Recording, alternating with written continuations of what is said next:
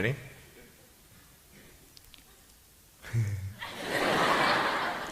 Hey, is that cool? Awesome.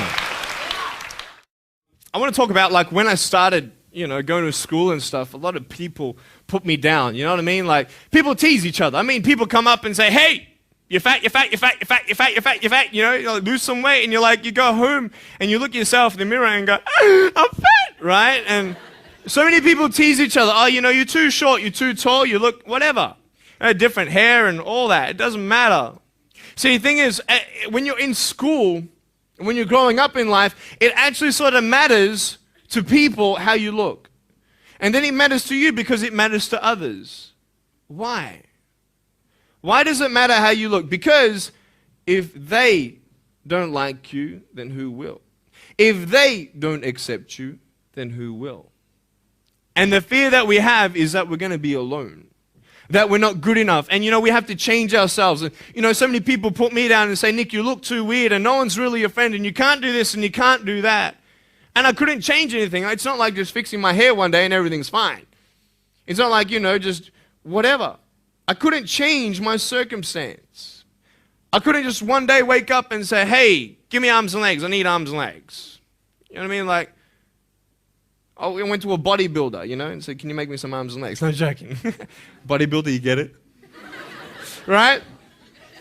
So here's the thing. I go up to people, can you give me a hand? Just joking. But it was so hard because people put me down. And I started believing that I was not good enough. I started believing that I was a failure. That I'd never ever be somebody who people would like or people would accept. And it was so hard, man. I thought to myself, I can't go on the soccer field like everybody else, and I can't ride my bike, and I can't skateboard, and all these sort of things. And I started getting depressed. I thought, what kind of purpose do I have to live? I mean, are you just here to live to die? I mean, is there not a purpose for me? Is there not a purpose in life? And I had questions and no answers. And I asked my mum and dad, why did this happen? I asked doctors, why did this happen? And they don't know. There are some things in life that are out of your control that you can't change and you got to live with.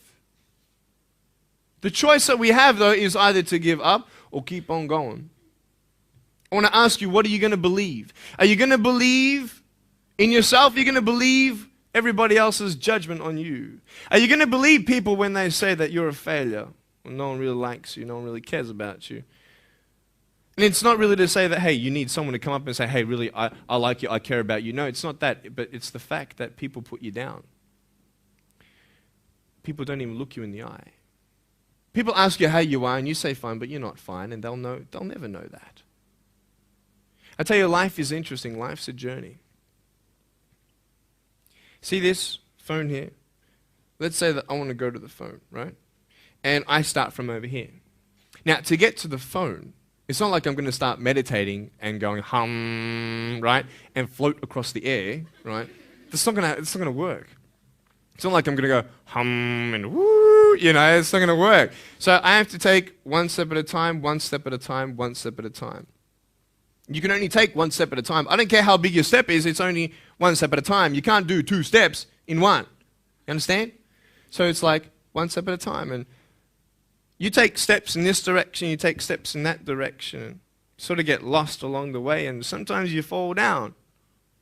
Now, to illustrate my point, I'm going to jump off the table, do a back twist, and land on the floor. Okay? Is that cool? Are you ready? Oh, there's a clock there? Okay, can you move the clock for a second, please?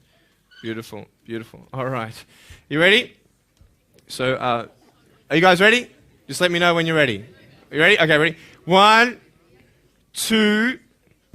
I'm joking, man. Are you serious?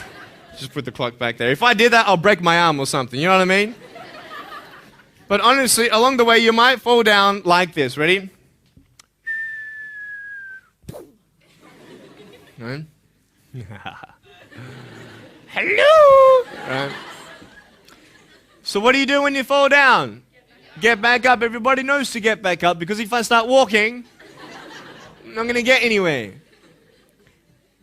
But I tell you, there are some times in life where you fall down and you feel like you don't have the strength to get back up. So sort of put a mask on your face when you come to school and pretend that everything's okay when it's not, and you go home and lay in your bed when no one's looking at you, when you don't have to impress anybody, and you're yourself.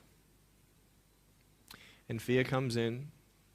You know the fear that you have as soon as you walk into the doors of your house. Maybe there's a broken home. Maybe you have doubt in your life. Maybe you don't know for sure what's going to be happening in the future, and it scares you.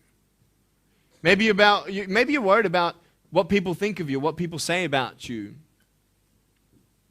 Just that fear paralyzes you. And I just want to ask you today, do you think you have hope? Because I tell you, I'm down here, face down, and I have no arms, no legs. It should be impossible for me to get back up. I mean, you go home and tie the legs and arms of your brothers and sisters and like push them down and see how long it's going to take them to get back up. You know what I mean? You know, you can tell them that you'll see them tomorrow. You know what I mean? But this is the thing. It should be impossible for me to get back up, but it's not.